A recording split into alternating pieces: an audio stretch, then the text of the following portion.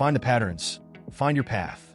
One of the biggest discoveries that lead to the flourishing of mankind is identifying patterns.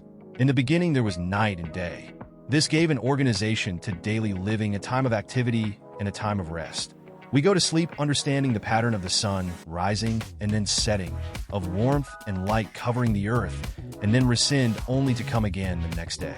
We then recognize the pattern of seasons and its effect of growing food.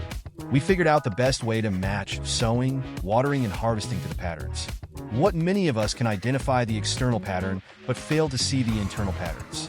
So much of daily living is based on patterns. It might not be something that repeats every day. It might just be the pattern of how we react to something we experience.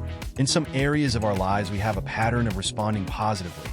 We feel good, we feel encouraged, we feel happy. We also have some areas where we have a pattern of getting defensive, feeling anxious, depressed, or inadequate. We often get to the feeling without knowing the trigger.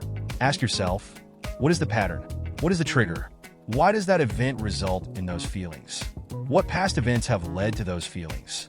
Once you can identify the pattern that leads to the negative feeling, you can start to anticipate versus react, and once you begin to anticipate, you can begin to reshape your thinking to lead to a better outcome. This is where the real work begins.